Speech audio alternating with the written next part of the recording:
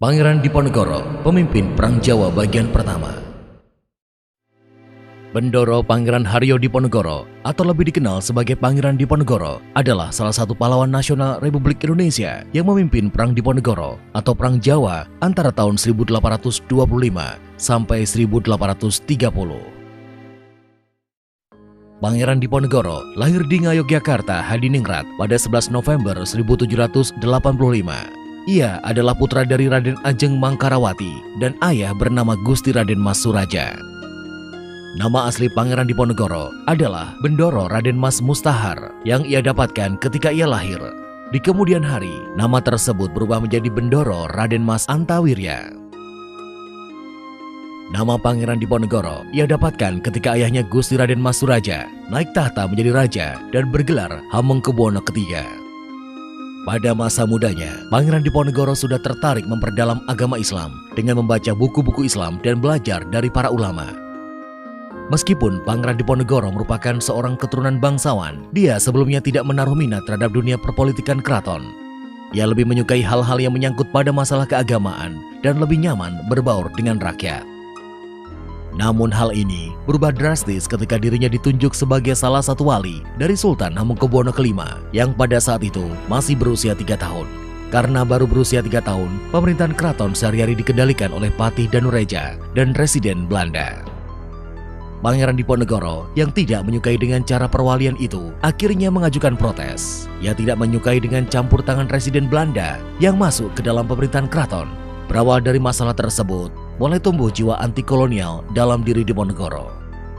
Permasalahan yang lebih kompleks kembali muncul ketika Belanda memasang patok-patok di atas lahan milik Diponegoro di desa Tegalrejo tanpa izin. Tindakan tersebut ditambah dengan beberapa kelakuan Belanda yang tidak menghargai adat istiadat setempat dan penerapan pajak tinggi terhadap rakyat membuat Pangeran Diponegoro geram. Hal inilah yang akhirnya mendorong Pangeran Diponegoro untuk mengobarkan perang melawan Belanda yang dikenal dengan Perang Jawa. Sejarah mencatat Perang Jawa atau Perang Diponegoro adalah perang yang memakan korban terbanyak dalam sejarah Indonesia, yaitu 8.000 serdadu Hindia Belanda, 7.000 pribumi, dan 200.000 orang Jawa dengan kerugian sekitar 25 juta gulden. Keputusan dan sikap Pangeran Diponegoro yang menentang Belanda kemudian didukung oleh banyak pihak. Salah satunya adalah GPH Mangkubumi yang menyarankan kepada Pangeran Diponegoro untuk pergi dari Tegalrejo dan membuat markas di Gua Selarong.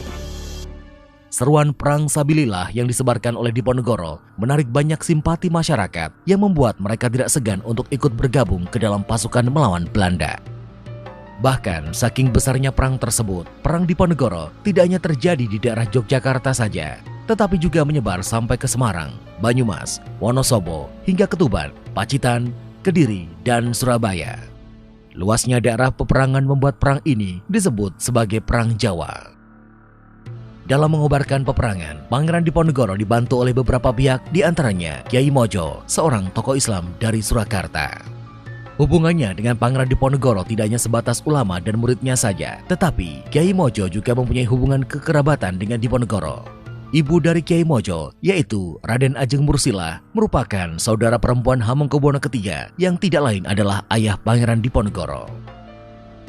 Peran Kyai Mojo dalam Perang Diponegoro sangatlah besar.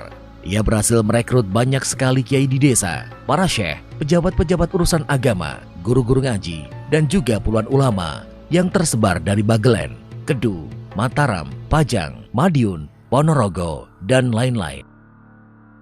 Pengikut-pengikut tersebut tidak hanya setia, namun mereka juga mempunyai semangat juang untuk melepaskan diri dari penjajahan. Tokoh lain yang terkenal mendukung Diponegoro adalah Sentot Prawirodirjo yang dikenal juga sebagai Sentot Ali Basya. Ia adalah salah satu senopati yang berhasil memukul mundur tentara Solawijen di Progo Timur pada 5 September 1828. Tidak lama setelah bergabung ke dalam pasukan, ia berhasil memenangi peperangan di Begelen dan Banyumas. Pada waktu itu, usia Sentot masih 20 tahun. Dalam menghadapi Belanda, Pangeran Diponegoro membagi pasukannya ke dalam beberapa batalion dan menggunakan taktik perang gerilya yang selalu berpindah-pindah. Hal ini mereka lakukan untuk menghindari penyergapan oleh musuh.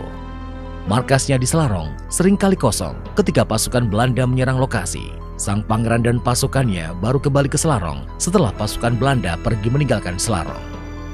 Akibat penerapan strategi perang gerilya yang dilakukan oleh pasukan Diponegoro, pasukan Belanda mendapatkan banyak kesulitan dan putus asa. Ditambah lagi dengan para panglima Diponegoro yang lebih sering melakukan serangan besar-besaran pada musim penghujan, membuat tentara Belanda yang tidak mengenal medan perang lari kocar-kacir. Berkat dukungan dari rakyat, pasukan Diponegoro mendapatkan banyak keuntungan, antara lain mendapatkan pasokan logistik dan dapat dengan mudah memindah-mindahkan markasnya. Berbagai kesulitan tersebut akhirnya mendorong Belanda untuk mengirimkan beberapa jenderal ke Jawa, seperti Jenderal de Kock, Jenderal Van Gien, Jenderal Holzman, dan Jenderal Bischoff. Namun sejumlah jenderal tersebut belum cukup untuk bisa memadamkan perang Diponegoro, sehingga memaksa Belanda untuk melakukan gencatan senjata.